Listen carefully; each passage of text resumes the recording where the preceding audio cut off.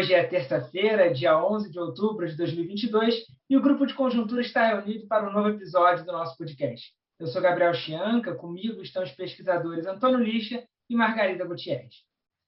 O tema de hoje é nada mais, nada menos do que crise bancária.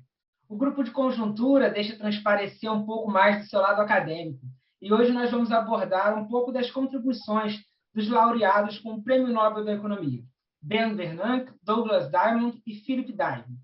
Bernanke teve uma contribuição especialmente notável na análise da Grande Depressão de 1930 lá nos Estados Unidos, enquanto Diamond e Diamond têm como principal contribuição, ali no começo da década de 80, um paper sobre corrida bancária, que é o trabalho acadêmico mais citado em toda a economia monetária. São mais de 14 mil citações. Então, esse é o pano de fundo para a nossa conversa de hoje, e eu quero convidar, primeiramente, o pesquisador Antônio Lixa. Obrigado, Gabriel. Tá? Bom, o tema da crise bancária ou crise financeira, tá? Hoje em dia é um tema, digamos, relativamente corriqueiro, tá?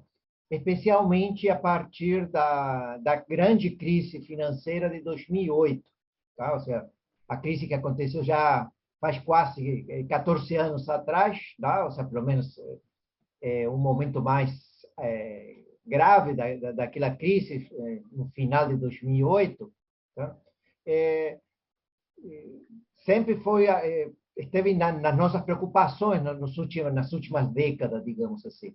Mas durante muito tempo, esse não era um tema tão tratado assim em termos de discussão macroeconômica, tanto na análise mais de mercado, de previsões ou conjuntura macroeconômica, quanto nos trabalhos mais acadêmicos, tá? Especialmente porque a gente pensava que as crises bancárias eram problemas pontuais, não eram problemas regulares, ou não era uma coisa... Em consequência que, em geral, quando elas aconteciam assim, de vez em quando, os bancos centrais iriam socorrer isso, tá? Alan Greenspan, que foi presidente do Fed durante 20 anos, tá? Ou seja, 5 mandatos de 4 anos como presidente do Fed, tinha essa visão, tá? Ele dizia, não, a gente tem que deixar o mercado bancário desregulado, porque eles sabem quando tem que emprestar, quando não tem que emprestar, tá? Eles conhecem o mercado, conhecem os tomadores de crédito, tá? Quando acontecer alguma crise ou algum problema, ou isso se tornar sistêmico, então o Banco Central vai intervir, em algum momento pode virar emprestado de última instância e resolver o problema, tá? Essa posição do Greenspan, assim, muito pragmática, era chamado de Greenspan put, não a posição do Greenspan, tá? Mas nunca, digamos, a gente sempre, além dessa visão pragmática de como tratar crises bancárias, tá? Ou seja, simplesmente, uma vez que ela acontece, a gente vê os efeitos e tenta actuar como o Banco Central atua como prestador de última instância. A gente não tinha claro, muitas vezes, quais eram os mecanismos que poderiam gerar essas crises bancárias, tá? Em que circunstâncias poderiam ser, e quais seriam as consequências em termos de bem-estar dessas crises bancárias, tá? Acho que o trabalho do Bernanke, por um lado, e o trabalho do Diamond e o Didrik, por outro lado, tá? São complementares, tá? São papers publicados no mesmo ano, não? 1983, tanto o paper do Bernanke, pelo qual ele recebeu o Nobel, que é um resumo da sua tese de doutorado, tá? Quanto o paper do Diamond e do Didrik sobre corrida bancária são do mesmo ano, 83. Tá?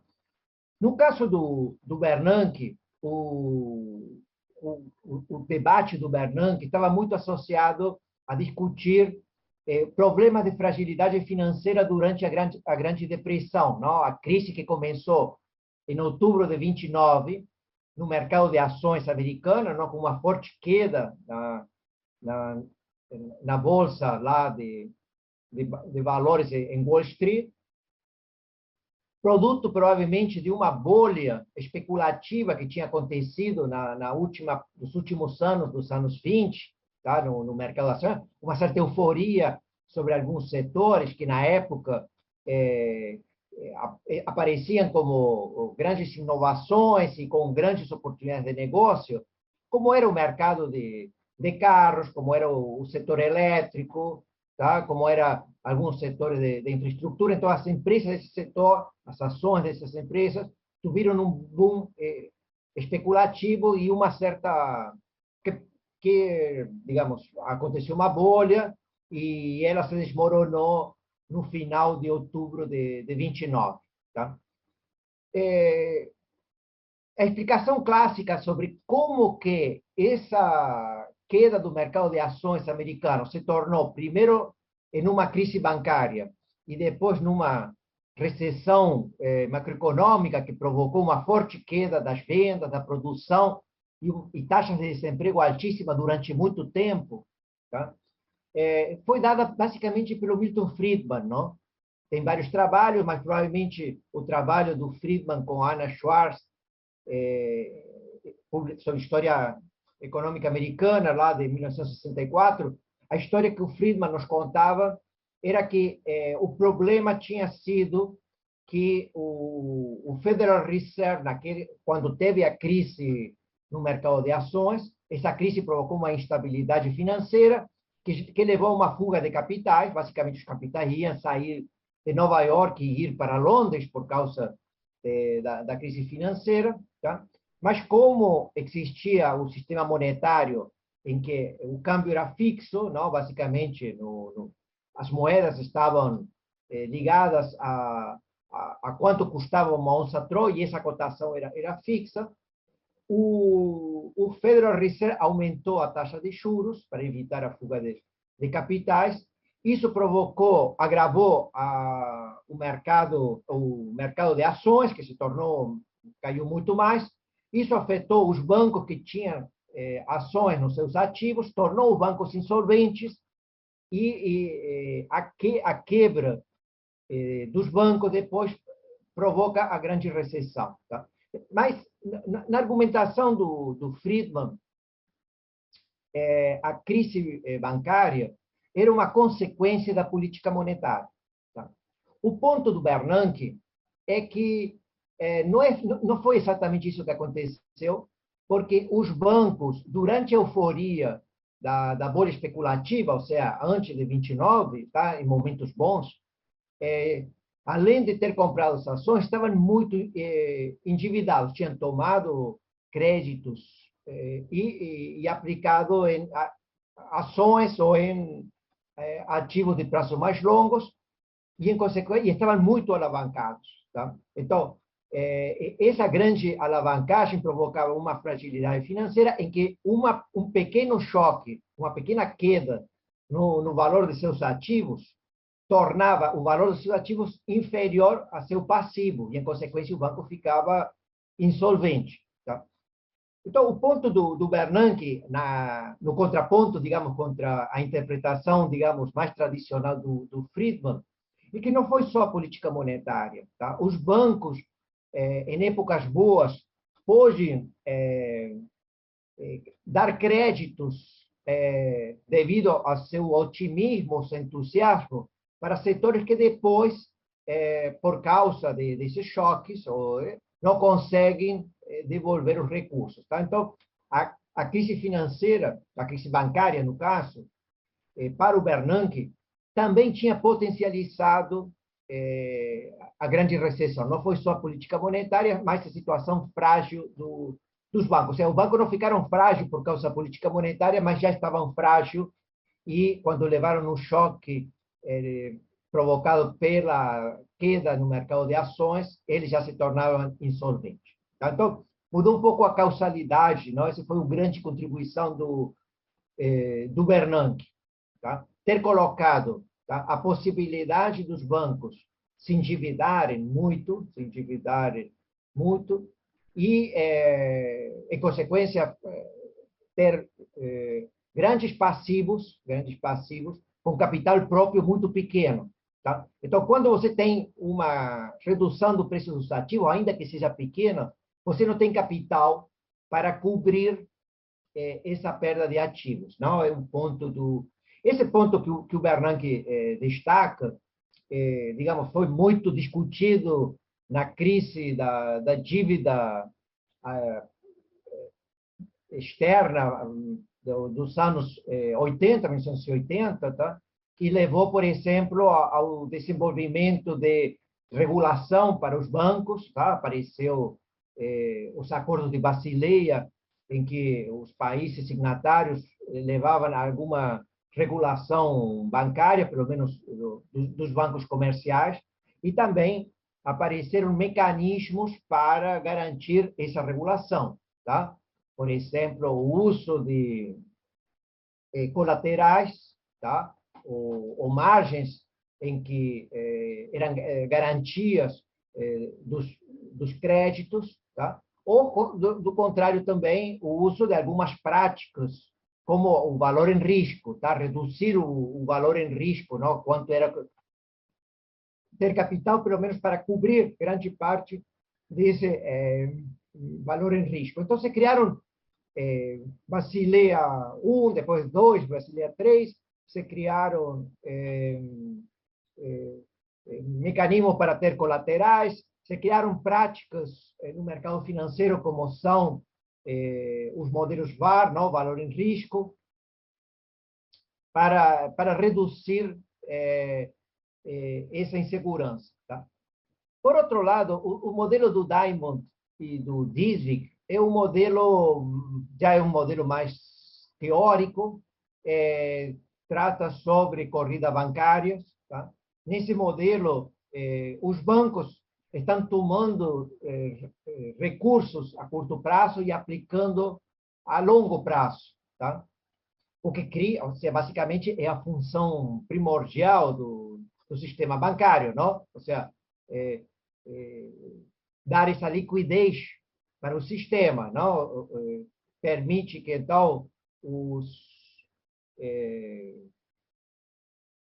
poupadores, tá? que ofertam recursos para os bancos possam ter uma certa liquidez, tá? Mas, e, por outro lado, os aplicadores, ou seja, as aplicações que o banco faz, permitem que os tomadores de crédito tenham um pouquinho mais de tempo para fazer sua devolução. Só que aí aparece o risco que faz parte da natureza bancária. Tá? O problema é que se os bancos ficam muito alavancados, ou seja, tomam muitos recursos de terceiros e aplica a curto prazo e aplicam a longo prazo, tá? Eles podem começar a ter indicadores de liquidez que podem chamar a atenção dos depositantes, não? Ou seja, daqueles que aplicaram no banco. Tá? E, nesse contexto, podem acontecer as corridas bancárias, ou seja, podem acontecer profecias autorrealizáveis. Tá? Alguém que acha que o banco já ficou muito alavancado e que não vai conseguir devolver seus depósitos, então é bom tirar os depósitos desse banco, e, ao fazer isso, torna o banco insolvente. Tá? Então, o Diamond e o Dizvig conseguiram um pouco modelar esse fenômeno, tá? Ou seja, um pouco o que os bancos têm de bom, que é permitir transformar, tá? Recursos de curto prazo em longo prazo, tá? E isso tem do ponto de vista do bem-estar social, é bom, tá? Por outro lado, sua fragilidade, porque em qualquer momento, podemos ter uma corrida bancária gerada em situações, normalmente em situações, em que os indicadores de liquidez dos bancos não são bons. Tá? E esses alarmes que podem aparecer criam, digamos, aquelas corridas bancárias, não? Normalmente se tem a analogia com o que acontece num teatro, não? Se você está num teatro e alguém grita fogo, você não vai procurar ver se vê fumaça ou não, provavelmente você vai sair correndo. E isso pode provocar, digamos, depois nas pessoas, tá? Algum problema. Tá? Então, no caso dos bancos também. Tá? A própria alarme que pode soar por alguma razão pode, digamos, levar à insolvência dos bancos. O ponto interessante do modelo do Diamond e do Dybvig, além de mostrar que as corridas bancárias são mais comuns do que a gente espera, porque faz parte da natureza do sistema bancário que isso aconteça, é que quando os bancos vão para a falência, se acontece esse fenômeno, tá? Os bancos são grandes conhecedores dos tomadores de crédito. Tem um conjunto de informação, porque tem uma carteira de ativos criada ao longo do tempo, que não é fácil de repor. Tá? Em consequência, se fecha um banco, não é fácil imediatamente abrir outro banco, porque o novo banco não vai ter os milhões de clientes que o banco que faliu tem, e você não consegue reconstituir essa carteira rapidamente. Tá?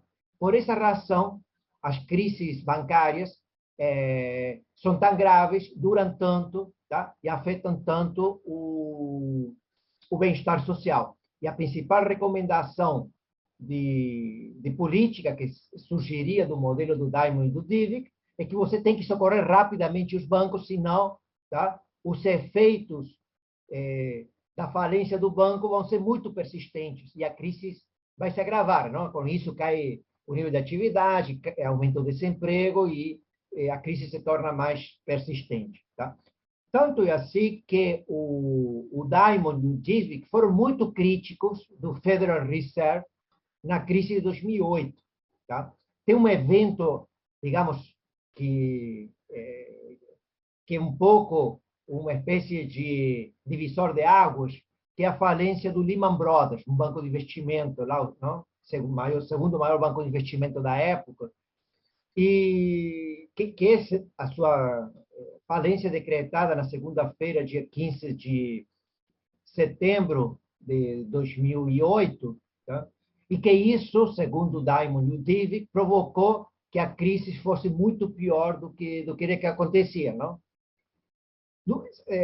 Por estranho que pareça, do outro lado da história está o Ben Bernanke, que na época era o presidente do Federal Reserve. Tá? Lembremos que o Bernanke tem duas dimensões. Tá? Uma dimensão como professor de economia monetária e de política monetária na Universidade de Princeton, onde ele trabalhou durante 30 anos, e outra dimensão primeiro como diretor do Federal Reserve durante 2 mandatos e depois presidente do Federal Reserve durante mais 2 mandatos. Tá? Então, Bernanke tem as duas dimensões. Então, o Bernanke, enquanto presidente do Fed, teve que enquadrar o Lehman Brothers naquela segunda-feira, dia 15 de setembro, tá? E com isso intervir o banco e fazer intervenção, chamar uma assembleia de credores e colocar ela no que seria, digamos, o marco da lei de falências americanas, e isso, segundo o Dybvig e o Diamond, aprofundou a crise financeira. Tá? Ou seja, eu acho que o que ficou mas, de qualquer forma, o que fica como consequência de política que as crises financeiras e bancárias são mais comuns do que a gente está pensando, porque faz parte do negócio bancário, tá? Ele se endividar e, sobre certas circunstâncias, dependendo dos tamanhos dos choques, ele pode ficar insolvente, o que obriga os bancos centrais a fazerem uma intervenção. Tá? Não só para bancos, também para outras instituições financeiras. Não sei se a Margarida gostaria de falar um pouco sobre o que a gente tem vivido nas últimas semanas na Inglaterra, não? Era esse o ponto que eu ia começar. Na verdade, tem uma ênfase muito grande nos bancos, evidentemente, pela importância que eles representam no sistema financeiro, mas o sistema financeiro ele tem um conjunto de instituições financeiras que também merecem uma atenção, uma lupa da autoridade monetária. Então, o que está acontecendo agora na Inglaterra é exatamente isso. Quem está no foco da crise não são os bancos, mas são os fundos de pensão. Porque, por conta dessa mexida nos mercados, das disfuncionalidades que ocorreram nos mercados de ativos, desde o anúncio daquele pacote fiscal da Premier, depois ela voltou atrás, mas ainda os estragos estão sendo produzidos, os fundos de pensão estão no centro da discussão, né? E, basicamente, pelo que tem sido escrito, os fundos de pensão, que têm aplicações aí de longo prazo, né? Eles também fazem cobertura, fazem operações de hedge no mercado de derivativos contra a inflação, para se precaverem de risco inflacionário e risco de juros. E, nesse momento dessa mexida tão grande de mercados, nos mercados de ativos, nos títulos de longo prazo, públicos e outros, os fundos estão sendo obrigados a fazer depósitos gigantescos de margens de garantia no mercado de derivativos. E, por conta disso, estão tendo que se desfazer dos ativos de longo prazo. Então, isso, na marcação ao mercado, dá uma perda enorme para esses fundos de pensão. E aí a corrida contra os fundos também pode se colocar numa realidade, aí uma quebradeira imensa de 5.200 fundos de pensão que existem hoje na Inglaterra, ela pode ocorrer. Então, o Banco Central inglês ele já se antecipou, e isso é muito fruto desse aprendizado que o Lixa colocou aí, né? Tanto do ponto de vista acadêmico, como do ponto de vista das crises que o mundo viveu de 2000 para cá. O Banco Central da Inglaterra já se antecipou e disse, frase mágica, farei tudo o que for necessário. Isso já dá uma certa tranquilidade, né? E se dispôs a comprar, está comprando bilhões de libras em títulos públicos mais longos, com que objetivo? Sustentar o preço desses títulos e, portanto, dar suporte aos ativos, vamos dizer assim, dos fundos de pensão, e esse descasamento aí eventual entre valor de ativos e valor de passivos dos fundos de pensão, ele fica um pouco mais resguardado, e isso também gera uma certa confiança para os aplicadores de recursos nesses fundos, na medida em que eles estão vendo na marcação mercado que os seus fundos não estão perdendo tanto dinheiro assim, que, portanto, as suas aplicações também não. Então, isso aí é uma grande discussão que a gente tem na área de economia financeira, economia bancária, economia aí institucional, e que não está só restrita aos bancos. E, nesse sentido, né, os depósitos compulsórios, que são velhos instrumentos de política monetária aplicados aos bancos comerciais, aparecem sempre como uma possibilidade de reduzir todos esses riscos que a gente está colocando. Eu me lembro muito bem que, na crise financeira de 2008, o Brasil era um dos países que tinha porque nem todos os países têm esse instrumento de política monetária. E o Brasil não só tinha, como era um dos mais altos. É claro que isso também tem as suas contrafaces. Um recolhimento compulsório muito alto também é dinheiro parado do banco, aumenta o custo do crédito, aumenta o spread, enfim, tem uma série de efeitos que são indesejados. Mas o fato é que também funciona como um mecanismo macroprudencial para diminuir, não eliminar, mas diminuir essas tensões que podem ocorrer por conta de elevados graus de alavancagem do sistema financeiro e descasamento de prazos, né? Tem uma outra questão também, que também não há consenso na literatura, né? Proteger banco, né? É muito grande para quebrar.